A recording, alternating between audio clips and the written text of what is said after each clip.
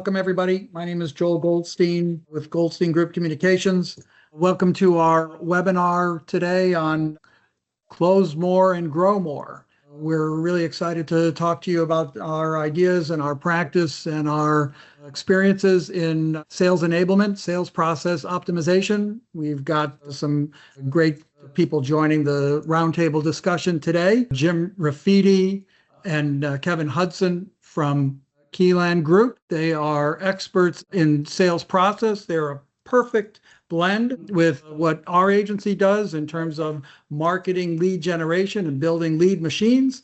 Those leads are then turned over to a sales force, and Jim and Kevin's group are experts with many decades of experience in optimizing what those sales teams do. And to give some color and experience to that, sales and marketing people like us always talk about how important we are and how valuable we are, but let's hear directly from somebody who stood to benefit from that himself, and that's Harry Curley. Harry is CEO of Streamline MD and can speak directly to what impact the sales and marketing operation had that Keyland brought to his company. So it's great to hear from a CEO about the things that work and the things that don't. So with that, I'm going to begin some of the questions, and I'll turn it over. I guess I'll ask any of the three of you, Kevin, Jim, or Harry. We know that growing today, particularly in a B2B environment for many companies, it's just getting harder and harder to do. Not that it was ever easy, not that, leads just fell into our lap and sales fell in our lap. But boy, I'd like to kick off with a discussion about what are some of the roadblocks in growing sales and why it might be harder than it was in the past. Kevin, maybe you can kick us off with some observations about that. What are the roadblocks for growing sales today, and why is it harder? Hey, thanks, Joel, and thanks everyone for attending. Glad to be part of this discussion. Please check the timer so I don't go over 2 minutes. I'll try to answer this as succinctly and quickly as I can. Some of the roadblocks are related to many companies do not have the right infrastructure in place to grow sales. So when it comes to their processes around, how do they handle incoming leads? What is the process for handling those leads? Are the salespeople effective at moving those leads through the sales funnel? Do they have the right people in the right seat? So there is just a myriad of issues of why it's become a barrier for companies, which is why we're having this call today, is really to talk through how we can really help organizations be better at that. But those are some of the issues. I like for Jim and maybe Harry to add some thoughts as well. Well, yeah, Kevin, you made a comment about do they have the right people in the seats? And I think what you're referring to is the difference between hunters and farmers. Maybe Jim, you can talk a little bit about that too. Sure. So, at a very high level, excuse me, a farmer is a salesperson who works with existing customers, existing clients, to look for opportunities to increase business with them. So identify additional needs that are not being met, additional requirements for those needs, and come up with solutions to meet them. Whereas a hunter is looking for new customers. So these would be, working really from, it's more of a greenfield type of approach with an organization that has no relationship with your company. So they're different targets, and in a lot of respects require different skills of the salespeople. Yeah, I don't know if you guys see this, but in our experience, if I'm looking at a sales team, it's typical that only about 1 out of 10, and I'm just making that number up, but I think the ratio is about right. Only 1 out of 10 are actually hunters. So if I'm thinking about, well, if I want my company to grow and I've got to find new customers and I send out my farmers, some people are wired to be a hunter and wired to be a farmer, and you can train people, but being a hunter really requires that someone's good at and willing to spend their time prospecting with new people, not just the easy part of sales, which is working with existing customers, right? So do you guys find that too, that it's like 1 out of 10 are actually hunters? I would say I wouldn't say 1 out of 10. Here's what I would say, Joel, is that it really depends on the organization and how they determine where most of their new revenue comes from. For example, if there's an organization that says, hey, most of our organization comes from our existing clients and it's more cross-selling, upselling, then they tend to have more farmer-based reps.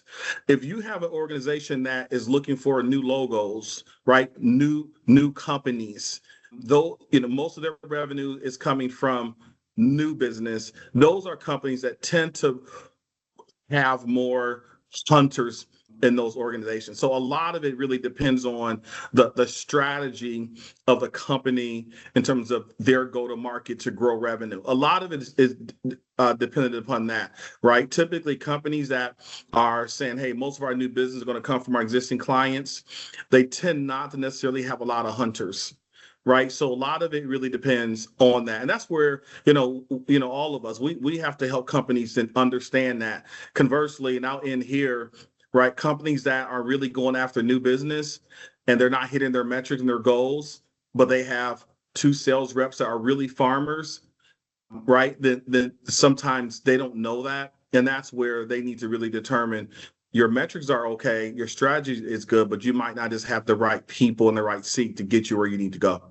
So with our sales enablement services that we provide, it always comes down to, people, process, and technology. We talk a lot to people about that a lot. And, it's common for companies to say, well, you know what, I'm not really growing. I think I got to change my CRM, and I'll swap out my CRM from Salesforce to something else, or something else to Salesforce, or whatever it is. But a lot of times it's those structural problems. Do I have the right people, and do I have the right processes documented in place, right? It's not just a technology swap to solve it. So, yeah, absolutely. Yeah. So those processes are very important to have in place, right? You can have the right technology in the right place, but they're all integrated, right? You can have the right people, but if you don't have the right processes, then those sales reps might not be as effective because they're getting caught up in the wrong process. And you can have the right people, but if you don't have the right technology for them, then their ability to track leads, moving opportunities through the funnel, being strategic about forecasting and pipeline management can be impacted as well, right? Conversely, you can have the right technology and the right process, but if you don't have the right people, then, right? So all 3 integrated really work together. Yeah. So I don't know. You guys are probably familiar with assessment tools, predictive index, culture index. There's just a bunch of them out there.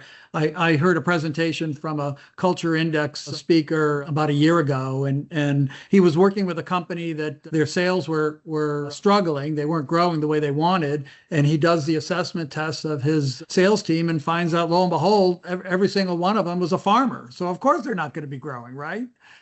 So do you think that there's something that if someone comes to you and says, you know what, I'd really like to retrain my people, they're all farmers, I want to turn them into hunters. Can that be done? Is that too tall of an order if they're just not wired to be a hunter? I'll let Jim answer that one. Yeah, come on, Jim. Let's hear what magic bullets you've got on that. I'd say in general it's a steep hill, but there are folks who I think might have some untapped potential. Hunting, really like any other job, if you will, with an appropriate amount of structure, can be accomplished. If you have someone that is really willing to follow the lead, if you will, that's given to them, follow what is really a very prescriptive path. I think they absolutely would have the potential to do it. But if they're unwilling to do that, I mean, if they're simply resistant to change, or let's just say that they are highly sensitive to rejection, then sure, it's going to be pretty difficult for them to go into new situations, where they're not receiving a warm reception. And let me add a really quick here. This is such an important concept. Remember this. Let's not always think that hunters are sales reps that are dialing 100 phone calls a day, right? So you can have a farmer who is used to calling on clients, right? Warm relationships. So you think, well, surely they cannot convert themselves to a hunter because they don't like new relationships. Now, remember, if a farmer is good at developing relationships and leveraging relationships to drive new business, those are transferable skills that they can use as a hunter, right? I know a lot of hunters that get most of their business from referrals because they're leveraging their business relationships, they're leveraging client relationships to get introductions into new prospects. Right. Yeah, so it's not just dialing it's for not, dollars it's not and just making cut and cold dry phone like, calls. oh, he or she is a farmer. They can't convert to 100 because they don't want to make 100 calls a day. Absolutely not. It really depends on their willingness and ability to maybe leverage relationships to get introductions into new prospects. So Harry, let's ask you what you think of all these pronouncements that we're making about hiring hunters versus farmers. What is it that you do at Streamline to make sure that you're hiring the right people, positioning them for success, putting them in the right seats? How easy or tough is that? Has that changed over the last few years with the type of people you're hiring? I would say that it's a constant effort. I would say that when it comes to the hunter type of sales rep, these are people that are truly energized by the hunt. I tend to notice that they really despise any administrative work. They hate being in the office. They thrive based on the hunt. And, that is the kind of some of the key ingredients, I would say, or some of the symptoms you might find in the personalities of people that are all-star hunters. And I would say that, yes, it's getting harder to find these types of resources. We have clearly an age demographic challenge happening here in the United States. The baby boomers are retiring. The generations that are younger are sequentially smaller. So we don't have as much as a rich of a population to choose from as maybe we've had in historical generations. And culturally, the younger generations are a little different in terms of their work ethic. So it's not easy. It's a constantly evolving landscape, and business owners have to keep an eye on it at all times. As a CEO, do you have any tips for all of us who are out there hiring salespeople? That any lessons learned on things you've done right or wrong that you could point to? Well, a couple things. One, it's important to have a coach. If you as a CEO are not necessarily a sales professional that understands and constantly studies the art of selling, the science of selling, then you need to make sure you have someone as a partner with you, either as an employee or a subcontracted relationship. Secondly, I'm a strong believer in the assessments that you talked about. There are a lot of different ones out there that some are, for specific purposes, but doing some sort of testing or assessing in the interview process can be quite enlightening to understand what really drives an individual's behaviors and making sure that what drives those behaviors are consistent with what you're going after with your business. Is there a tool that you prefer, that you like to use? Off the top of my head, no, but I typically rely on my coach, which is Kevin Hudson and the Key Management Group, to bring to bear those types of things when they're called for.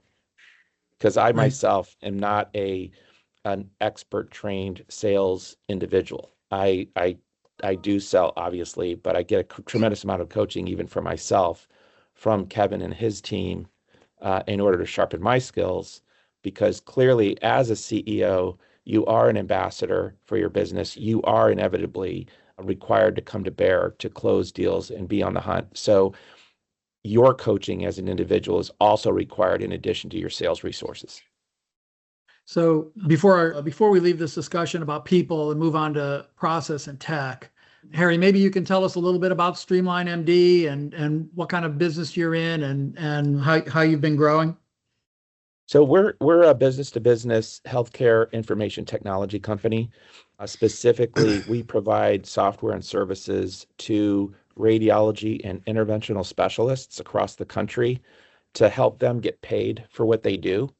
And that's a lot easier said than done. Our healthcare industry is incredibly complex, and the needs of these subspecialties are incredibly complex. So we've become a very focused niche player in our industry with a very targeted marketplace that's very hard to reach. Got it. Got it. So, and maybe you can talk a little bit about the growth journey that you've been on. I know you mentioned that Kevin has been providing you with some sales enablement coaching and assessment services, but maybe you could talk a little bit about, well, what led you as a CEO to realize, you know what, our sales machine isn't functioning the way we want. We want to make some changes here. Well, historically, our sales organization was one that was, I would characterize as non-intentional and just relatively seat of the pants. The inmates were basically running the prison, so to speak. So the sales folks that we had were, quite frankly, on their own to just figure it out and bring as much business in as they could. There was no coaching, there was no infrastructure, there were no KPIs, and I was perpetually blind when it came to the sales process and our sales pipeline. We would generally go to market by attending clinical conferences and exhibiting our software and services at these conferences. We would meet prospects there, and then our sales team would follow up on those prospects from those conferences specifically in an effort to try to close them. Beyond that, there was no marketing effort. There was no digital marketing campaign. There was no prospecting or outreach efforts.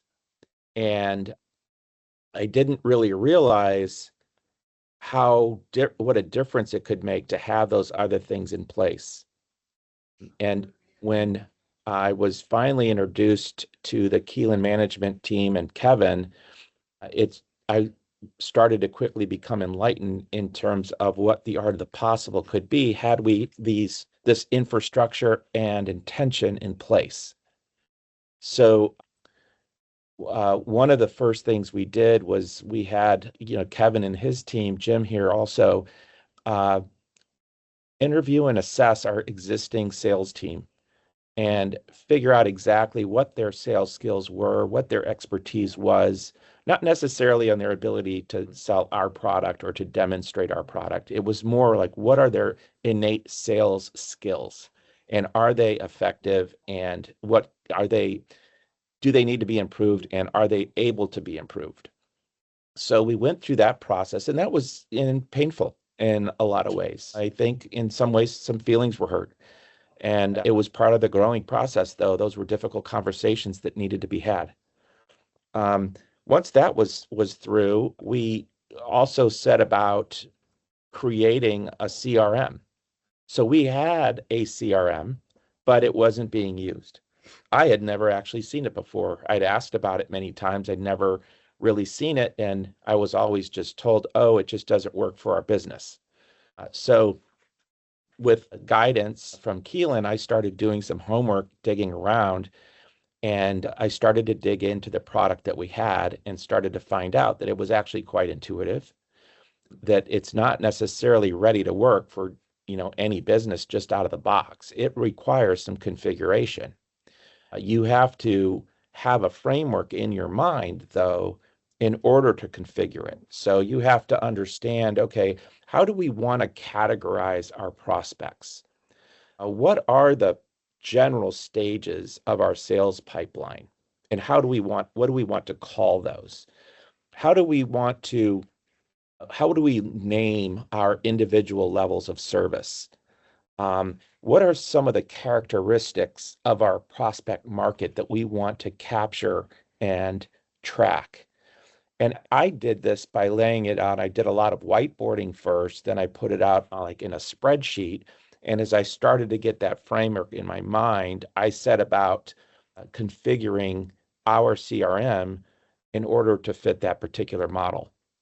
And I just did it myself. Not everyone else is necessarily interested in doing that. There are resources to help you do that kind of thing. But in my case, I just did it myself. And then I trained my sales team on exactly how it was set up and how to use it. They had some feedback. We made some adjustments, and then we were off to the races. So we then started to say, okay, now we've got this sales infrastructure in place, and we've got a better understanding of our sales team. Now let's put those sales folks to work and let's train them on some better skills and start tracking them. And that's where Keelan Management came in to start coaching these sales reps. And immediately we started to see changes in behavior. And just like the assessments, there was some growing pains. There were some hard feelings. There were some challenges to try to get some of these folks that had been kind of maybe having bad habits for many years to change their habits. But little by little over time, it started to bear fruit, and we started to see our pipeline improve and the closing improve. As part of this, we also then engaged a fractional marketing partner for digital marketing. And in the marketing realm, there's kind of a spectrum. Marketing in general, in my mind, it has a strategic element and a tactical element. For the most part, I have handled the strategic elements of our marketing strategy, but I did not have the skill set or time to actually run the tactical day-to-day operations of marketing. So rather than hire a full-time resource or team, we were able to secure a partner as a fractional partner to run this digital campaign to get our brand message into the market, into the right places. And we had never had that kind of experience before. So as our marketing efforts were starting to get traction and our brand was starting to be recognized in the marketplace, it became easier for the sales team to start prospecting and start cold calling and doing outreach, because now more often than not, the targets we were reaching out to had heard of us. And that does make the whole process go more smoothly. So you need a combination of the marketing effort, the digital approach, getting your brand out to the market, plus a physical emailing and calling effort. So Harry, I've got a question for you. You're describing a hell of a journey there, but we all work with many companies, many CEOs, and it's interesting to think or to see that for many companies, sales and marketing is kind of a black box where the CEO doesn't really get involved. We're not growing, we're not hitting our numbers, but I've got a rigorous process defined for my HR process, my accounting process, my manufacturing process, for every other part of the company except for sales and marketing in many organizations. Why do you think CEOs are we see CEOs kind of reluctant or willing to apply a lot of process rigor over here, but not necessarily to sales and marketing. So if you think about your peers and your colleagues at the CEO level, any thoughts on why that might be? My initial reaction to that question is that, CEOs, like all humans, are creatures of habit.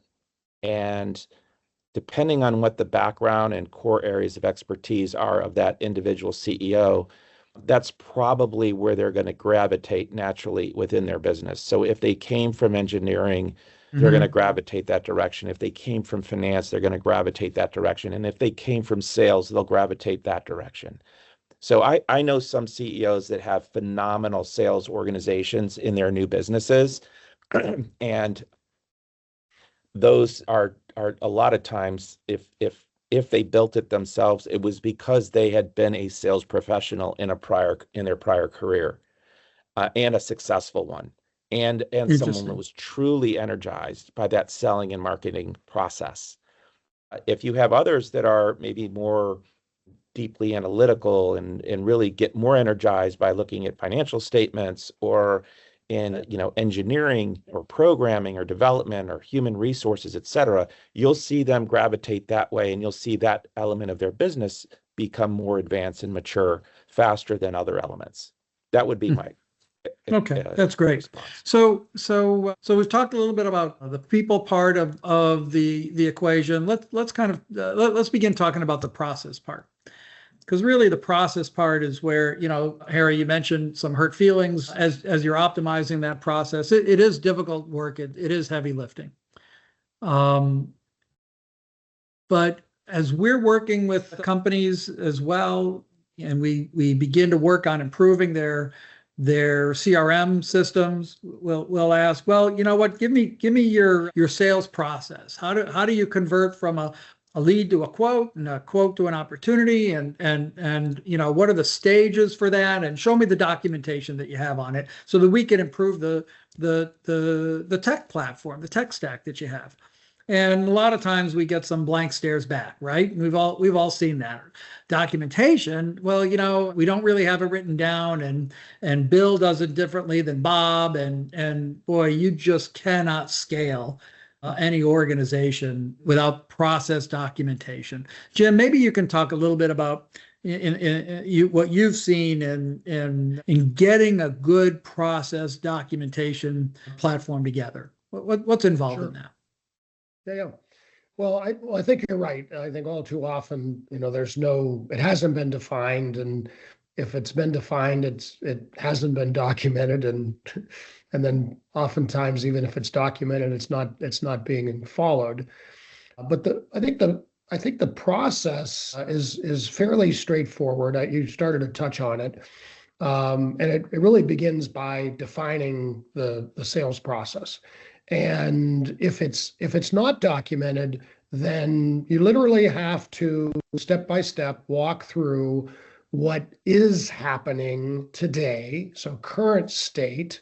So, what does a prospect look like? What is an ideal customer? And define that in no uncertain terms: industries, the size of the organization, where they're located geographically, things of that nature.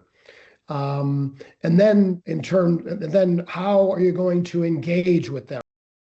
How do you engage today? Are you utilizing marketing? Are you utilizing digital marketing? Exactly what it is that you are doing, and for that matter, what you are not doing today. And then once you engage, what does that process look like? Is there an initial meeting? How do you qualify? When do you determine that it's an appropriate time to give a quote? Are you using any sort of methodology to qualify them? There are a number of these. Many people might be familiar with something. The acronym is BANT. Is there a budget? Does the person have the authority? Do they really have a need? And what's the timing? When do they look to make not only a decision, but to implement the change? And then again, document all of these steps, establish a pipeline within CRM. I think in this day and age, regardless of the size of an organization, they can have one salesperson. There's no reason not to have a CRM. There are CRMs that are available for no charge, that can accommodate the needs of an organization with one salesperson. So, and they're highly configurable, very, very easy to use, very intuitive, require no IT expertise whatsoever. So I think it's through this series of question and answer, determining current state, where the organization wants to go. So now we know what the gaps are. And then creating a document, we call it a playbook, that basically is very prescriptive. And this way, whether it's an existing salesperson or persons or someone that's brand new coming into the organization, has a point of reference. It's great as an onboarding tool, has a point of reference to help them bootstrap, right? Here's what I'm selling, this is to whom I'm selling it, and this is how I go about engaging with them. Another part of this, and we can either deal with it now or later if we choose, is establishing metrics, KPIs. So how will you measure whether or not the salesperson is being effective and is being efficient? And those are two different things. One has to do with productivity, and the other really has to do with their skill set, how well they communicate, how well they qualify, how well they close, and things of that nature. Does that help to answer that Yeah, question, Joel? that's a great answer. Since you're talking a little bit about the CRM, we do see companies that struggle to give us the process documentation that we need. But we also see tremendous disparities in adoption. I think many of us on the call have experience with Salesforce. Many of our clients have experience with Salesforce. We're a HubSpot of ours, so we're familiar with that. CRM, that's actually one of the free ones that you mentioned, Jim. HubSpot has a free CRM that people can use. I will say that we see companies really struggle with adoption, consistent adoption, deep adoption, consistent adoption of Salesforce in particular. There is a lot of power and flexibility and customization that you can use with Salesforce. And I sometimes see companies really struggle with that. It's a great tool, commonly used for large enterprises, maybe a Salesforce of 50 people and up. But man, if you're smaller than that, you're really biting off a lot of extra work to get people to use Salesforce in a deep and effective manner, and adopt it as effectively as some of these other tools that are on the market that are simpler. Kevin, maybe you could talk about that a little bit in terms of what you've seen. Yeah, here's when it comes to adoption, the adoption of a CRM technology is higher when that adoption is aligned to a process. See, if I'm a sales rep and if my company says, hey, we've got this new technology, you need to start using it, dump all your data in there. I'm like, oh my gosh, it's administrative stuff. I don't want to do that. Right? Now, what we see often are companies that are trying to implement a CRM without a process in place. Can't be done. Can't be done. There are so many other processes, right? But if I'm a sales rep and if my company says, let us develop the infrastructure in terms of what are we selling? What are our goals? What's our go-to-market strategy? How are we going to get there?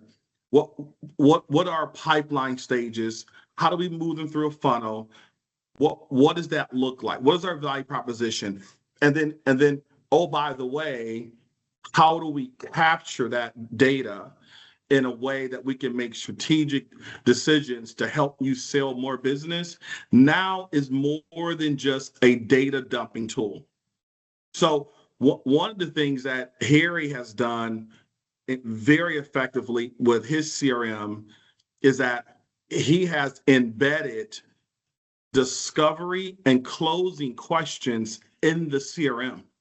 So if I'm a sales rep, not only are the opportunities that I'm working on in some dashboard or some stage, but when you click on the opportunity, there is a list of questions that prompts me to talk to a prospect about, right? And we're always fine-tuning that to get better. So now, instead of this just being a place where I go and update a pipeline stage and a deal amount and et cetera, now this tool is used to help me strategically determine how do I go about moving an opportunity through the funnel? How do I go about selling? So you will see adoptions are higher when it is connected to an infrastructure that is clear and it makes sense, and that the CRM is just a part of a broader process that is put in place, not some isolated event that they're trying to get people to use. Does that make sense?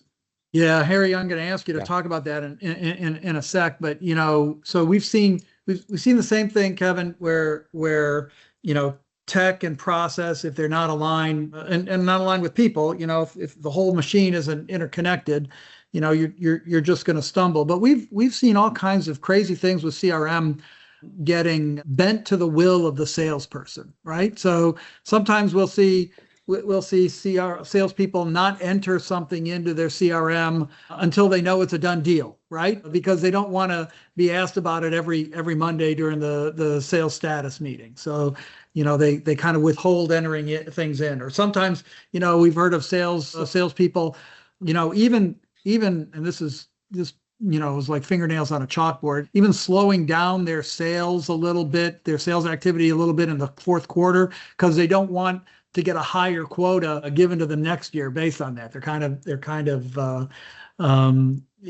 gaming the system a little bit. So accountability in these tools, in this process is really a challenge. Harry, maybe you can talk a little bit about how you built that CRM to make sure that it was going to work for you and not be. You mentioned you didn't initially have a lot of control over the people running Right. it. How did you solve that problem? Well, I alluded to earlier kind of doing a whiteboard session, and it's important to engage your sales resources and your team while you do this, because they're going to have a very helpful perspective for you on what's going on in the market, what prospects talk about, what kind of questions they're asking, and also what are the elements of a particular prospect that the sales reps find helpful to track. So in our case, we're selling to doctors, and the doctors that we sell to are in a handful of very niche subspecialties or focus. So we have, as for every prospect, we have a specialty drop down that has those individual things in it. We also want to know, well, what product or service that we offer, of which there are probably 5, we want to track that as well. So we have a product and service button that has this drop down with each of our 5 services. Some of the basics, you're going to want to capture the address, the city, and the state of the prospect. And you may also want to capture which competitor are they currently working with. So we have that in there too. Who is the current competitor? And we have a whole list of those, right, to choose from. So these are some of the things that we outlined in the whiteboard that were important to our selling process, that we knew we wanted to incorporate into the CRM. And a lot of these CRMs that are pretty user-friendly allow you to just create these new fields and then to add these little drop downs underneath without too much difficulty. Yeah, you So did those drop that's the downs process. were they required fields? I would Well, imagine. you have the option when you're creating Yeah. a field, and at least in our CRM, we use Zoho as an example, but it gives you the option to click on any one of those fields to determine whether it's a priority or not. Did you use Zoho before you got involved? You always use Zoho, or did you do a switch to that? Well, we had, I think, historically had a variety of things that various predecessors in our sales organization had brought to bear. The most recent that was in place when I kind of got involved in this was the Zoho product, but it wasn't being used and it wasn't configured at all. Harry, what was it that made you come to work that day and say, you know what, by God, I'm going to get more involved in sales and marketing? Was there a trigger for that? Yeah, it was that the individual that was leading the effort left. And okay.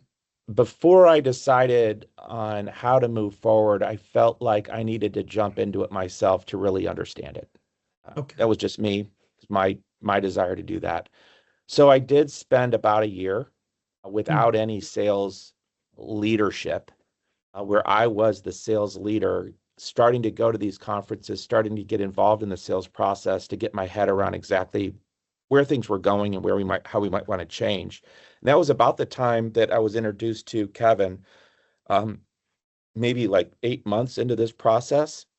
And that was enlightening because I'd never had a chance to speak to a professional like that. And I didn't even know that such fractional resources were available. I was also afraid I couldn't afford a full-time resource in this capacity to lead this.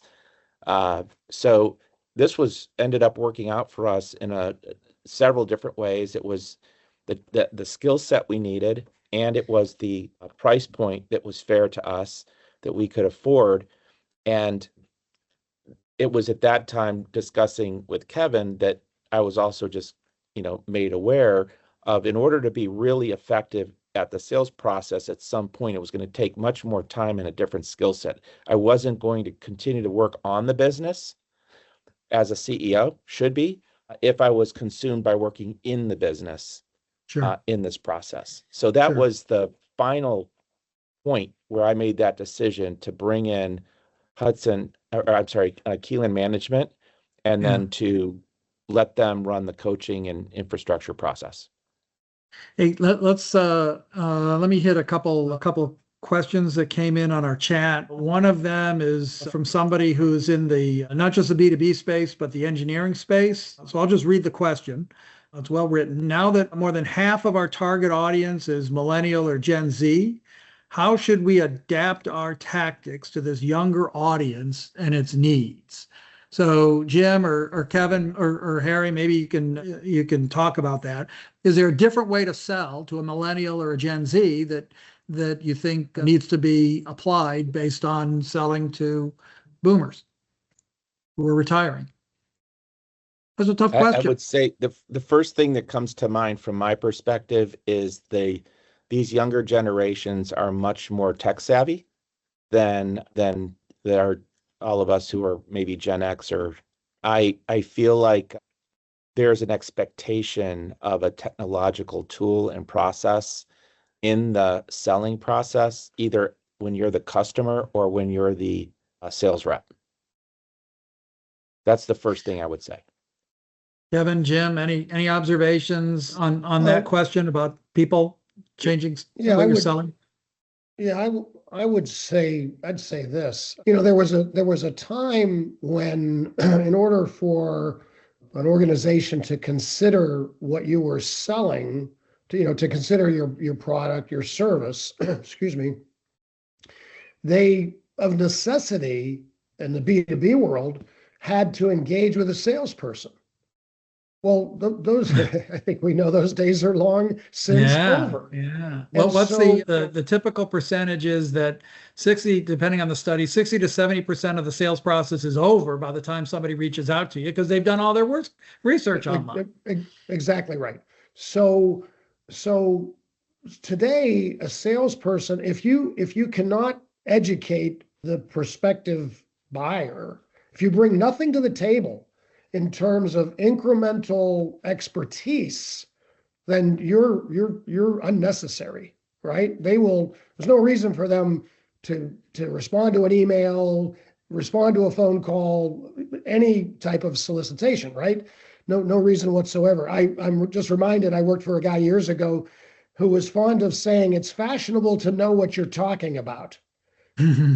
Right. So I think it's Yeah. just more so the case now. So I think the onus on the salesperson is not only to have sales skills, and those are still essential, but they really need to take the time to know their audience. They need to do the research. They need to understand the organization they're selling into. They need to know the person to whom they're speaking, not only the persona of their role, but as much as they can possibly glean from social media about their background and interests. I mean, there are AI tools today that allow you to role play, to prepare for these types of conversations. So I think the bar is higher in that respect for today's salespeople. Kevin, And any Joe, comment from you? And then I have an AI question that just came in. That's great. Yeah, I'll make this. Think about this. I'm looking at the question, right? Regarding engineering, now that we have seen the dominant audience is millennial and Gen Z or younger at 50%. How do you adapt to this younger audience and its needs? So number one, if I'm advising a company on this topic, the number one thing I would say is that let's get really clear on what you're selling. What is that? What's your product? What's your service? Number one. Number two, if your audience is millennials and Gen Z, then from a marketing perspective, how do we go about developing a process to understand what do they need in relation to your service? So let's see if we can understand that by doing that. And then how do we adapt to them? That audience is very big into Instagram, TikTok, social media, video. Video is a very dominant thing now in marketing, short videos. So there's a whole strategic discussion that needs to be made about, and it's all a linkage: sales, audience, go-to-market strategy. How do we reach them? What do they need? So once we understand that, then you can deploy strategy to do that. So I've got a great AI question that came in, and can you discuss sales depending too much on AI? And I'm going to give so we're working with AI at our agency, very aggressively, not just on content, but on strategy, on creative, and there's just a lot of agents and tools that are out there. So we're excited about AI, and we're rushing toward it to apply it as much as we can. But I will say that there's some AI tools that, particularly on the customer service side, and also extending to sales, that just aren't really ready for prime time. And the story that I'll tell is, there are agents out there where you can have an AI avatar making phone calls, prospecting phone calls to set up appointments, or making prospecting phone calls for all types of things. I get calls regularly, not regularly, but every so often, from an AI avatar deployed by a publishing house that is trying to get me to resubscribe to a publication. And I recognize that it's an AI avatar. I really find that pretty annoying.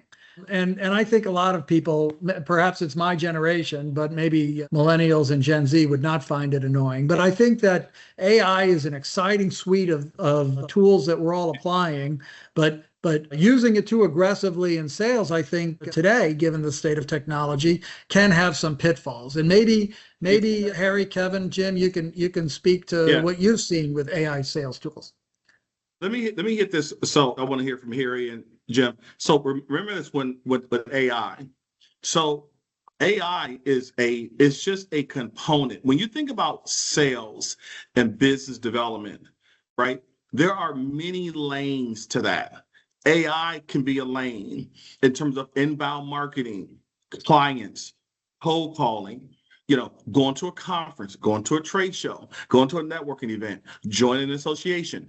There are so many lanes to how a company is going to drive business development. Now, I have clients, right, that they use AI for calling. So yes, are companies deploying that?